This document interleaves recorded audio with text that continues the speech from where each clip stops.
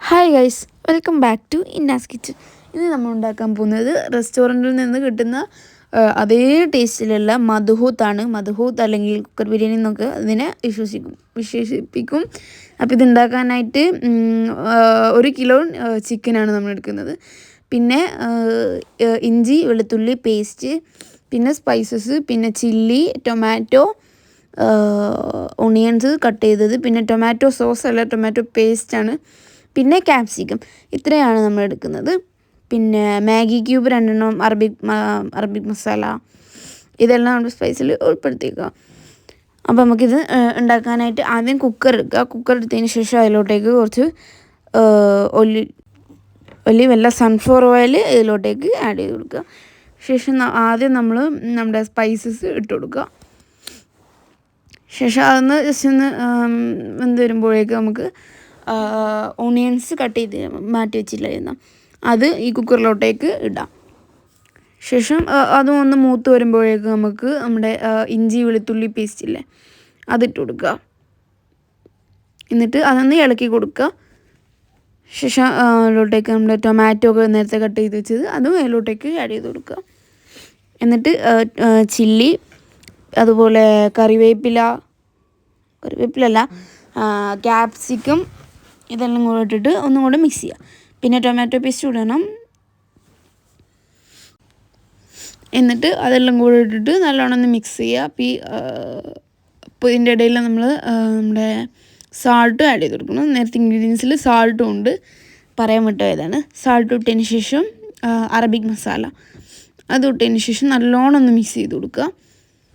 അപ്പോൾ മിക്സ് ചെയ്യുമ്പോൾ അത് നല്ല ചുവപ്പ് കളറാകും. കാരണം എന്താ വെച്ചാൽ ടൊമാറ്റോ പേസ്റ്റിൻ്റെ ആ ഒരു കളറാവും. എന്നിട്ട് നമ്മൾ നമ്മുടെ ചിക്കൻ അതിലോട്ടേക്ക് ഓരോ പീസായിട്ട് ഇട്ട് കൊടുക്കുക. 1 kg ചിക്കനാണ് എടുക്കുന്നത്.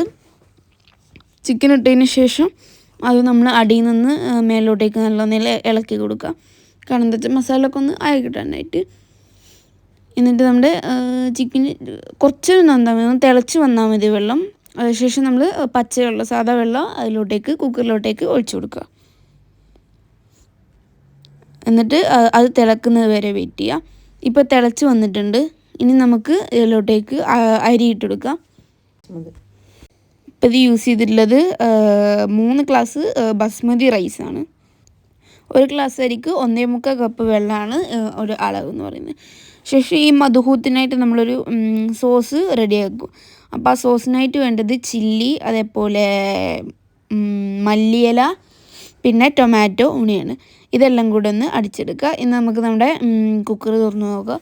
ഇപ്പോൾ നമ്മുടെ മധുഹൂത്ത് ഏകദേശം ഒന്ന് റെഡി ആയിട്ടുണ്ട്. ഇതാണ് ഇതിൻ്റെ കറക്റ്റ് ഒരു പരുവം.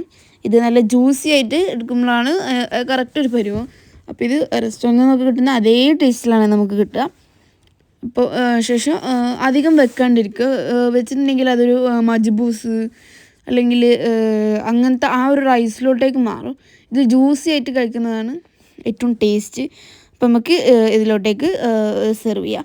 അപ്പോൾ ഇതാണ് നമ്മുടെ സോസ്. മധുഹൂത്തിനായിട്ട് സോസ് ഉണ്ടാവും.